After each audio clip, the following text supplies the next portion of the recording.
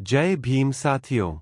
आज हम बाबा साहब आम्बेडकर की ऐतिहासिक कृति what Congress and Gandhi have done to the untouchables के तीसरे अध्याय की यात्रा शुरू कर रहे हैं। इस अध्याय का शीर्षक है कांग्रेस और गांधी का अस्पृश्यों पर दृष्टिकोण। इस अध्याय में आम्बेडकर एक अत्यंत महत्वपूर्ण सवाल खड़ा करते हैं। क्या सचमुच कांग्रेस और गांधी जी अस्पृश्यों के हितैषी थे, या फिर यह केवल एक राजनीतिक रणनीति थी? गांधी और कांग्रेस की छवि बनाम आम्बेडकर का सवाल। साथियों, हम सब जानते हैं कि भारतीय स्वतंत्रता संग्राम में कांग्रेस और गांधी जी की भूमिका बहुत बड़ी थी। गांधी जी को राष्ट्रपिता कहा गया। कांग्रेस को भारत की सबसे बड़ी जनसंस्था माना गया। गांधी जी के सत्याग्रह, असहयोग और स्वदेशी आंदोलनों ने देश भर के लोगों को झकझोर दिया। कांग्रेस के अधिवेशन पूरे भारत में चर्चा का केंद्र बने।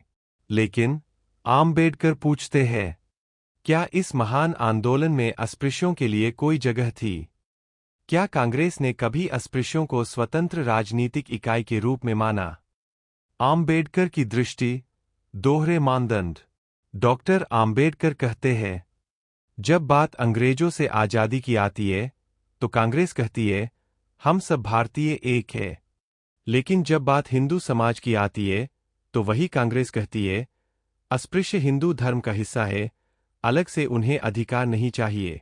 यानी एक तरफ एकता की बातें और दूसरी तरफ अस्पृश्यों के स्वतंत्र राजनीतिक अधिकारों का विरोध। आम्बेडकर के अनुसार यह दोहरे मानदंड थे। कांग्रेस ने कभी अस्पृश्यों को राष्ट्र का बराबर का नागरिक मानकर न देखा, बल्कि उन्हें हिंदू समाज की परंपराओं में बांधकर रखा।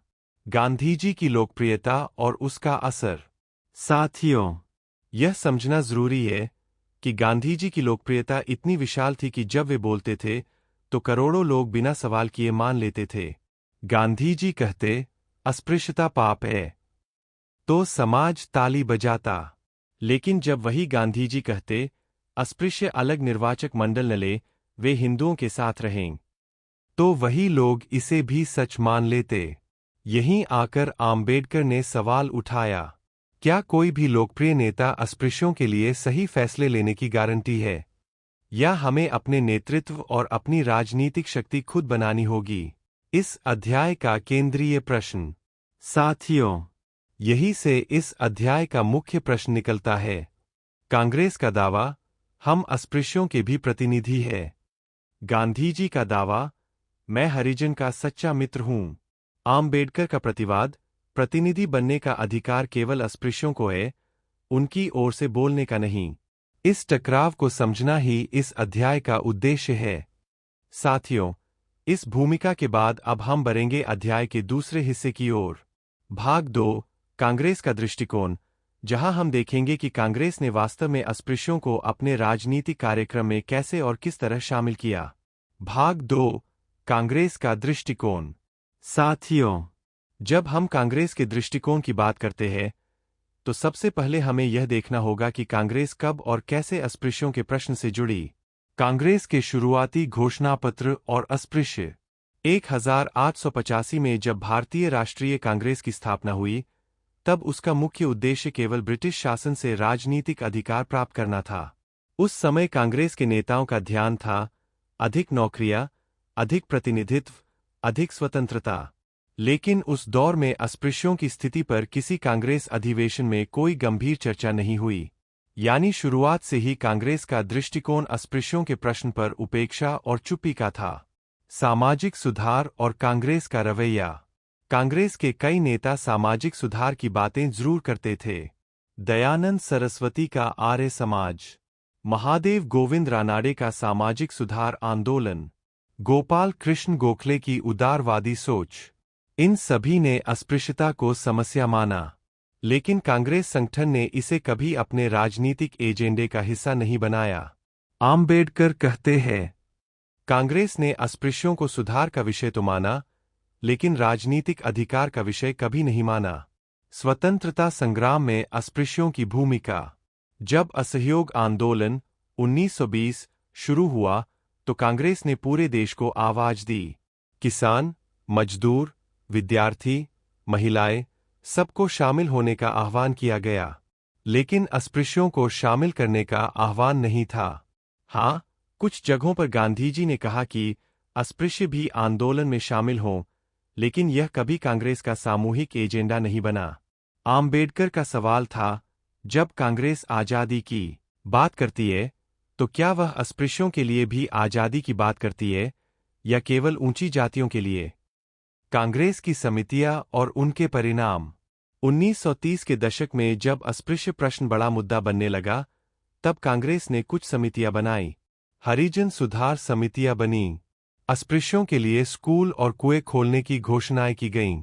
लेकिन डॉक्टर आम्बेडकर ने कहा, ये सब सुधार सतही है।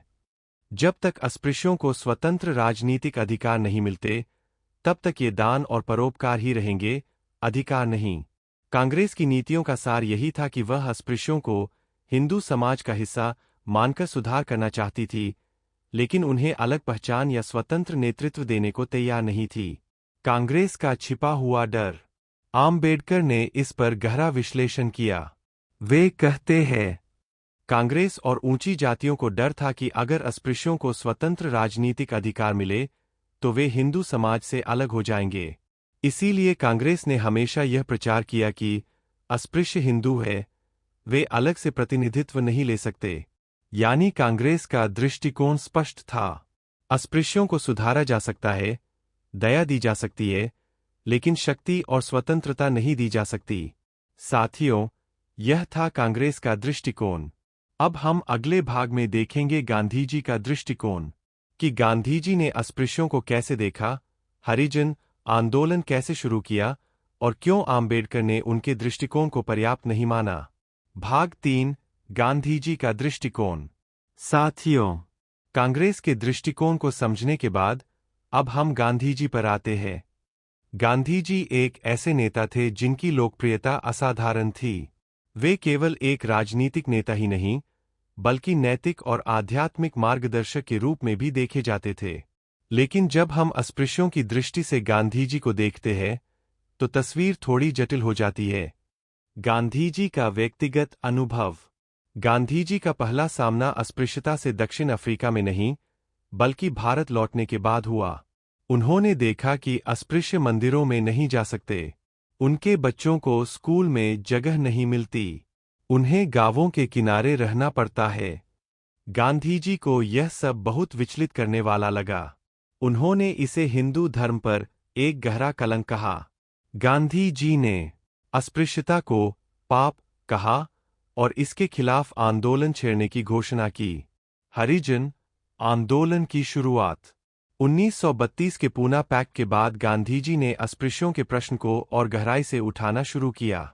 उन्होंने उन्हें अस्पृश्य कहने की बजाय हरिजन, भगवान के लोग, कहना शुरू किया। 1933 में उन्होंने हरिजन सेवक संघ की स्थापना की। हरिजन मंदिर प्रवेश आंदोलन शुरू हुआ। उनका मानना था कि अगर ऊंची जातियां अपने दिल बदल ले और अस्पृश्यों को बराबरी से स्वीकार कर ले, तो समाज सुधर जाएगा। गांधीजी का विश्वास था कि यह बदलाव नैतिक सुधार से आएगा, न कि राजनीतिक शक्ति से। गांधीजी का विरोध अलग निर्वाचक मंडल से। जब ब्रिटिश सरकार ने कम्युनल अवार्ड के तहत अस्पृश्यों को अलग निर्वाचक मंडल देने की घोषणा की, तब गांधीजी ने इसका तीव्र विरोध किया। उन्होंने कहा, अस्पृश्य हिंदू समाज का हिस्सा है, उन्हें अलग करके नहीं देखा जा सकता। उन्होंने यहां तक कहा कि अगर यह व्यवस्था लागू हुई, तो वे अनशन करके प्राण त्याग देंगे। यहीं से गांधीजी और आम्बेडकर के बीच टकराव खुलकर सामने आया। आम्बेडकर की आलोचना। डॉक्टर आम्बेडकर ने गांधीजी के दृष्टिकोण पर गहरी आपत्ति जताई। उनका कहना था, गांधीजी अस्पृश्यों को हरिजन कहकर उन्हें भगवान का दास बनाना चाहते हैं, नागरिक नहीं। अस्पृश्यों को दया या परोपकार की नहीं, स्वतंत्र राजनीतिक अधिकारों की आवश्यकता है। गांधीजी का आंदोलन उन्हें हिंदू समाज के ढांचे में बांधकर रखना चाहता है, जबकि अस्पृश्य समाज स्वतंत्र पहचान चाहता है। आम्बेडकर का सीधा सवाल था, अगर आप हमें हिंदू समाज में कैद रखेंगे, तो आज़ादी केवल ऊंची जातियों की होगी, हमारी नहीं। गांधीजी की लोकप्रियता और उसका असर। साथियों, यह भी ध्यान देने वाली बात है कि गांधी जी के शब्दों का असर पूरे देश पर पड़ता था। जब वे अस्पृश्यों के लिए काम करने की बात करते तो समाज का एक हिस्सा जागरूक होता, लेकिन जब वे अलग निर्वाचक मंडल का विरोध करते तो उनकी लोकप्रियता अस्पृश्यों की आवाज को दबा देती। यानी गांधी जी की नैतिक शक्ति ने कई जगह अस्पृश्यों को सहारा दिया, लेकिन उनकी राजनीतिक स्थिति को कमजोर कर दिया। साथियों, यह था गांधी जी का दृष्टिकोण। अब हम अगले हिस्से में चलेंगे, भाग 4 वैचारिक टकराव, जहां हम विस्तार से देखेंगे कि गांधी जी और आम्बेडकर के बीच यह संघर्ष किन बुनियादी सवालों पर था और यह टकराव इतना निर्णायक क्यों बना। भाग 4 वैचारिक टकराव। साथियों, कांग्रेस और गांधी जी के दृष्टिकोण को समझने के बाद अब हम आते हैं उस मूल बिंदु पर जहां डॉ. आम्बेडकर और गांधी जी आमने सामने खड़े हो गए। यह टकराव केवल व्यक्तिगत नहीं था, बल्कि दो अलग अलग विचारधाराओं का संघर्ष था। राजनीतिक अधिकार बनाम नैतिक सुधार। गांधी जी कहते थे, अस्पृश्यता एक पाप है, इसका समाधान समाज के दिल और आत्मा को बदलने से होगा। अस्पृश्यों को हिंदू समाज से अलग करना गलत है। आम्बेडकर कहते थे, अस्पृश्यता केवल नैतिक नहीं, बल्कि राजनीतिक और सामाजिक सत्ता का प्रश्न है। अगर अस्पृश्यों को स्वतंत्र राजनीतिक शक्ति नहीं मिलेगी, तो ऊंची जातियां कभी उन्हें बराबरी नहीं देंगी। नैतिक सुधार तभी संभव है जब अस्पृश्यों के पास स्वतंत्र अधिकार होंगे। यानी गांधी जी सुधार को भीतर से बदलने में विश्वास रखते थे, जबकि आम्बेडकर संरचना बदलने की बात करते थे। अलग निर्वाचक मंडल बनाम संयुक्त निर्वाचक मंडल। यह टकराव 1932 में कम्युनल अवार्ड के समय चरम पर पहुंचा। ब्रिटिश सरकार ने प्रस्ताव दिया कि अस्पृश्यों को अलग निर्वाचक मंडल दिया जाएगा। इसका मतलब था कि अस्पृश्य समाज अपने स्वतंत्र प्रतिनिधि चुन सकेगा, जो केवल उनकी ही आवाज उठाएगा। आम्बेडकर ने इसे अस्पृश्यों के लिए ऐतिहासिक जीत माना, लेकिन गांधी जी ने इसका विरोध किया। उन्होंने कहा, अगर अस्पृश्य अलग हुए तो हिंदू समाज टूट जाएगा, और विरोध में उन्होंने अनशन शुरू कर दिया। यह था इतिहास का सबसे बड़ा वैचारिक और नैतिक दबाव। आम्बेडकर के सामने यह कठिन सवाल था कि क्या वे गांधी जी के अनशन से उत्पन्न जनदबाव को अनदेखा कर सकते हैं। पूना पैक्ट एक समझौता, एक घाव। आखिरकार पूना पैक्ट हुआ। अलग निर्वाचक मंडल रद्द कर दिया गया। अस्पृश्यों को केवल अधिक आरक्षित सीटें मिलीं, लेकिन वे संयुक्त निर्वाचक मंडल का हिस्सा बने। डॉक्टर आम्बेडकर ने इसे मजबूरी का समझौता कहा। उन्होंने कहा, मैंने अपने लोगों के अधिकार बचाने के लिए यह समझौता किया, लेकिन यह हमारे आंदोलन की सबसे बड़ी हार थी। हरिजन शब्द पर मतभेद। गांधी जी ने अस्पृश्यों को हरिजन कहना शुरू किया। उनका मानना था कि यह एक सम्मानजनक शब्द है, लेकिन आम्बेडकर ने इसे अस्वीकार किया। उन्होंने कहा, हरिजन कहकर आप हमें भगवान का दास बना रहे हैं, नागरिक नहीं। हम अपनी पहचान स्वयं तय करेंगे, हमें आपकी दया की आवश्यकता नहीं। यह शब्द ही दोनों नेताओं के बीच सोच का अंतर दिखा देता है। प्रतिनिधित्व का प्रश्न। गांधी जी और कांग्रेस हमेशा कहते थे, हम अस्पृश्यों के भी प्रतिनिधि हैं। लेकिन आम्बेडकर का प्रतिवाद था, प्रतिनिधित्व का अधिकार केवल उसी को है जिसे पीड़ा झेलनी पड़ी है। ऊंची जाति का नेता अस्पृश्यों का प्रतिनिधि नहीं हो सकता। आम्बेडकर ने स्पष्ट कहा, हमारे मुद्दे पर हमारी आवाज ही अंतिम होनी चाहिए। कोई और हमारी ओर से बोलने का अधिकार नहीं रखता। साथियों, यह था गांधी जी और आम्बेडकर का वैचारिक टकराव। अब हम अगले हिस्से में देखेंगे, भाग 5 व्यावहारिक परिणाम, यानी इस संघर्ष के बाद अस्पृश्यों की स्थिति में वास्तव में क्या बदलाव आया और कांग्रेस तथा गांधी जी की नीतियों का समाज पर क्या असर पड़ा। भाग 5 व्यावहारिक परिणाम।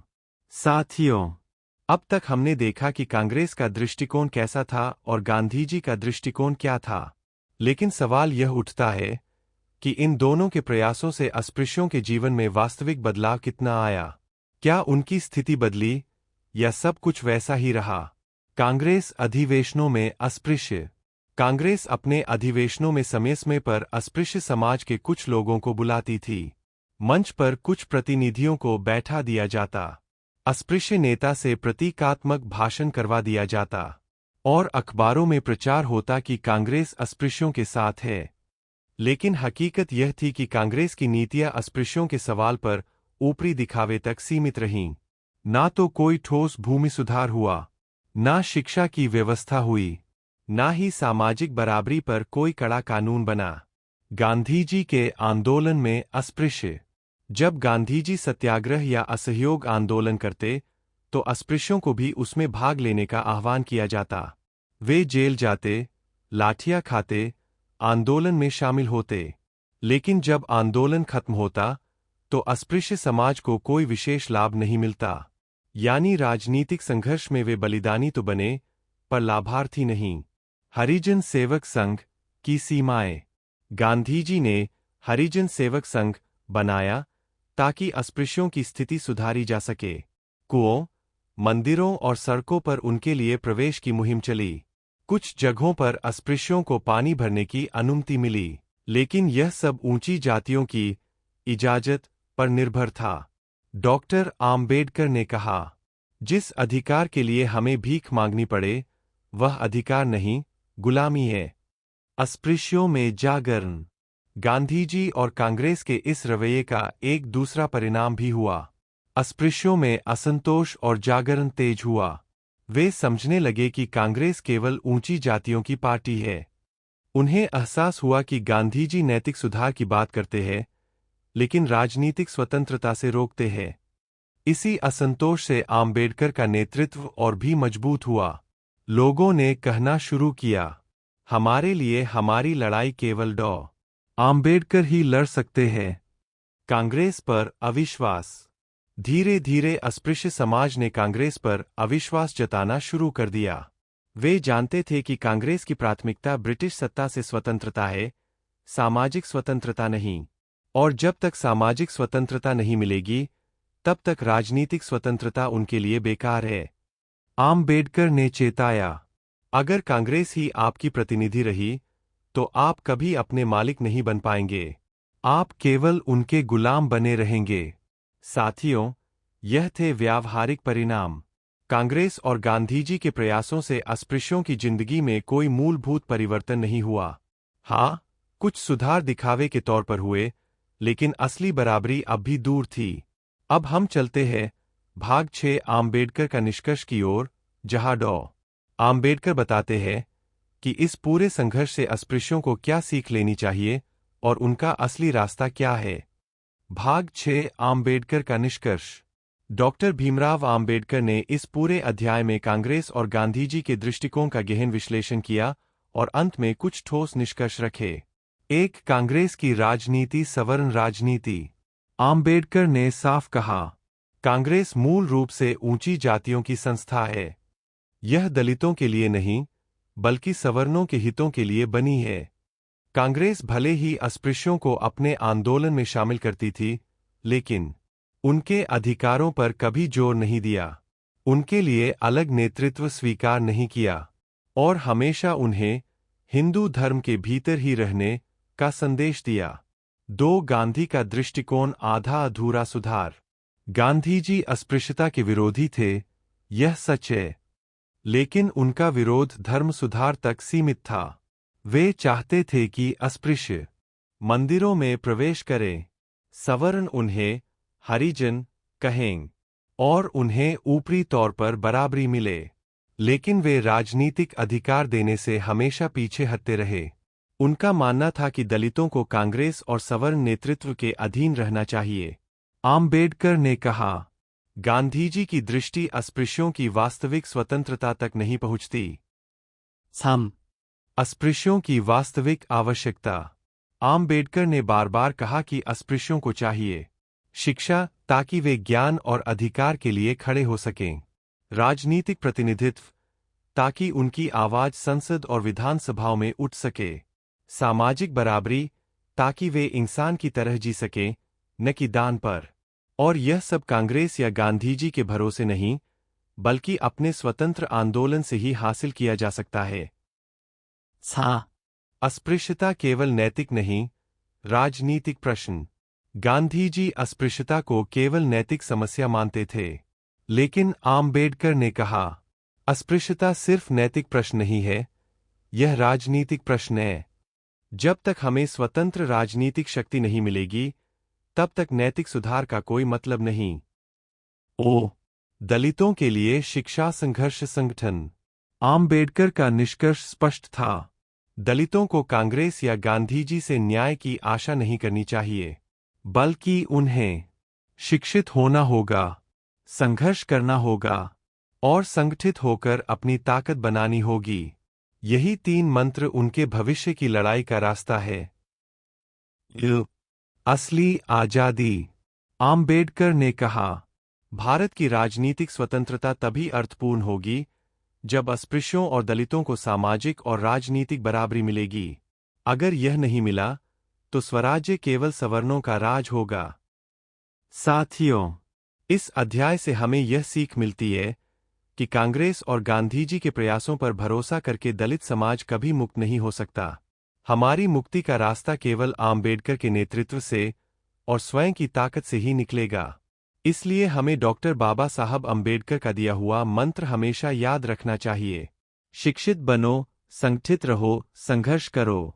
अगर आपको यह अध्याय अच्छा लगा हो तो हमारे चैनल जय भीम ऑडियो बुक लाइब्रेरी को जरूर सब्सक्राइब करें, लाइक और कमेंट करें ताकि यह संदेश ज़्यादा से ज़्यादा साथियों तक पहुँचे।